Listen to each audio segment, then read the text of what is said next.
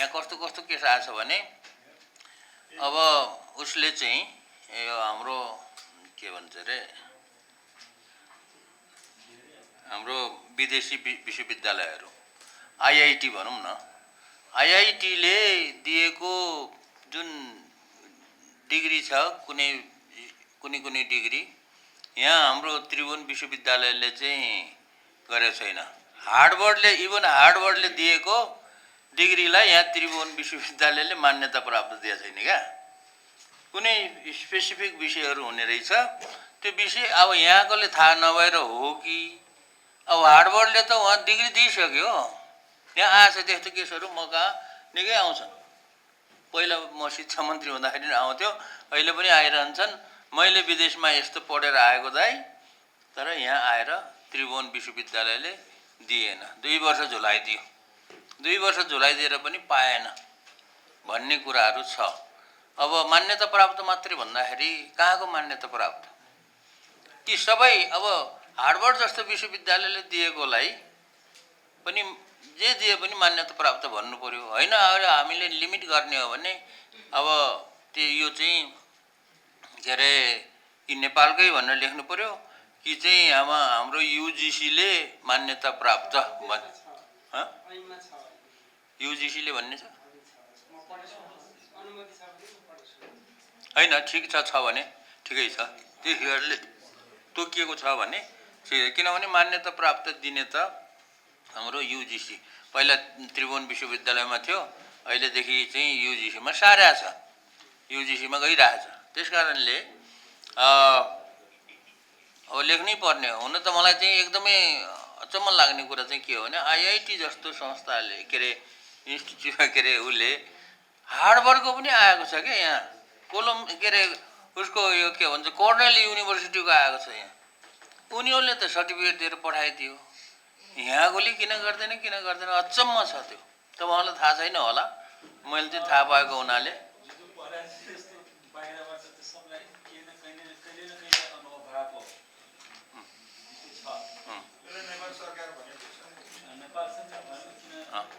नत्र भने मान्यता प्राप्त भनेपछि त अब हामीले त सबैलाई दिनु पर्यो।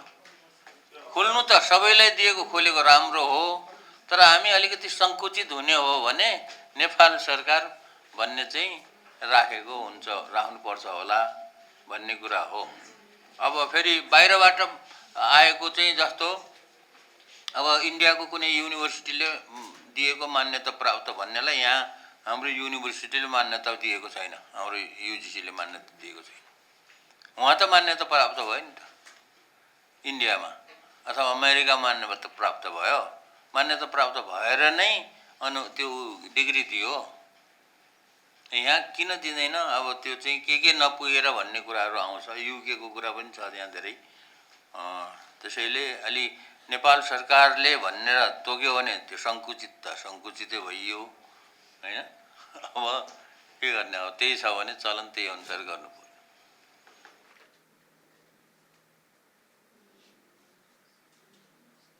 उमेरको त यस्तो हो, त्यो मैले नवप्रवर्तनको लागि चाहिँ यो कार्यकारी निर्देशक तोक्दाखेरि अलि यङ नै राख्नुपर्छ भन्ने हो मेरो केसमा चाहिँ। किनभने नवप्रवर्तन भनेको यो परिवर्तन भइरहने चिज हो र पहिलाको र पछिको भन्ने कुरा अहिलेको यो चाहिँ एकदमै भनौँ न एकदमै यो छिटो परिवर्तन जो भइरहेको छ, विकास भइरहेको छ प्रविधिमा। अलि पुरानो मान्छेलाई 10 वर्ष अगाडिको प्रविधि र अहिलेको प्रविधि त कहाँ पुगिसक्यो नि, थाहा हुँदैन नि। 10 वर्ष एकदम अनुभवी छ, सबै छ होइन। अनुभवको हिसाबले भनेको यति वर्ष काम गरेको भन्ने त हो अनुभव भनेको त।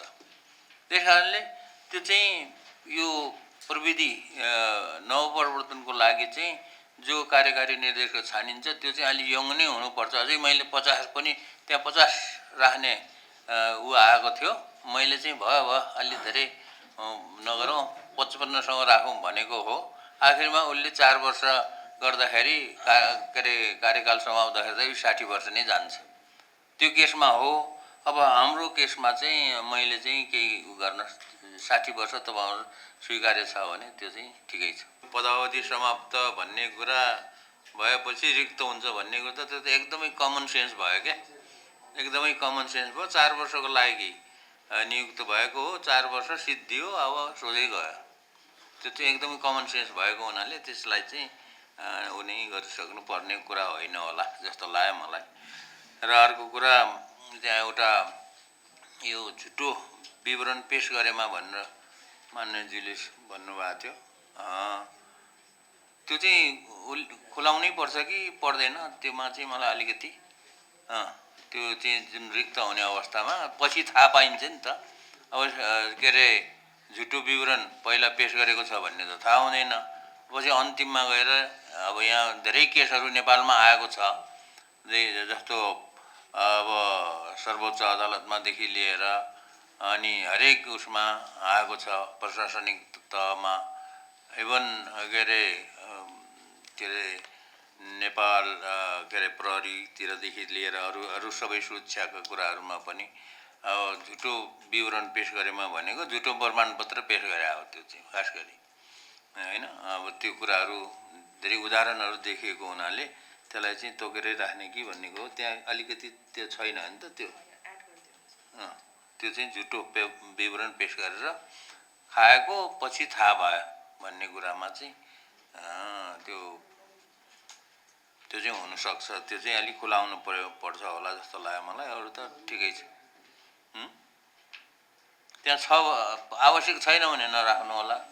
यदि त्यो झुटो विवरण पेश गरे भन्ने कुरा चाहिँ पहिला नोकरी के अरे सुरु गर्दाखेरि पेश अब जे विवरण पेश गरियो त्यो गरेको विवरण पछि झुटो ठहरिन सक्छ।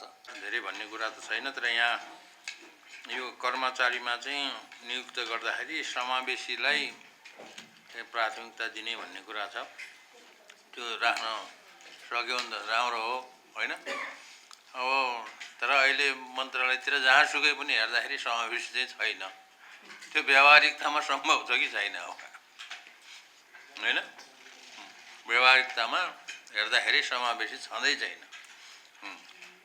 त्यस कारणले अब नियुक्ति गर्दाखेरि समावेशी चाहिँ यो राष्ट्रिय सभाबाट आएको होइन त, समावेशी गर्नुपर्छ भन्ने कुरा ठिकै छ। राष्ट्र के अरे के भन्छ राष्ट्रिय सभाबाट आएको हो भने समावेशी नै राखौँ त। व्यावहारिकतामा कति जान्छ त्यो चाहिँ थाहा छैन। र समावेशी हुनलाई अब धेरै समय लाग्छ होला जस्तो लाग्छ। तर राख्यो भने हुँदै जाला भन्ने एउटा भविष्यको लागि बनाइदिने हो त्यो हो। अनि अब जनशक्ति भन्नाले मान्य गुरु बराजीले भन्नुभएको जनशक्ति भन्नाले कहिले कहिले सघाउने मान्छे पनि चाहिन्छ भने जस्तो हुन्छ। त्यो सघाउने मान्छेलाई पनि जनशक्ति भनिन्छ। तर यो प्रयोगशाला सञ्चालन गर्ने हो, प्रयोगशाला सञ्चालनमा खास अरू काम हुँदैन। अब त्यो प्रयोगशाला सञ्चालन सम्बन्धी अब कर्मचारी चाहियो, के अरे प्रशासनको चाहियो, ल्याबको चाहियो, सरसफाइको चाहियो। त्यसै कारणले यहाँ त्योभन्दा अन्य जनशक्ति चाहिँ चाहिँदैन होला जस्तो लाग्यो मलाई। त्यस कारणले कर्मचारी नै राखेको ठिकै होला जस्तो लाग्यो। जनशक्ति भन्नाले जस्तो अब श्रमदान गर्नुपर्ने अथवा केही गर्नुपर्ने भयो भने जनशक्ति चाहियो होइन। अब कुनै निर्माण गर्नुपर्ने भयो भनेदेखि अब भौतिक निर्माणहरू गर्न चाहिने कुराहरूमा यहाँ त सिर्फ ल्याब मात्रै चलाउने भएको हुनाले कर्मचारीले मात्रै पनि सबै कुरालाई चाहिँ एड्रेस गर्छ होला भन्ने मेरो हो। अरू कुरा मेरो छैन ल, धन्यवाद।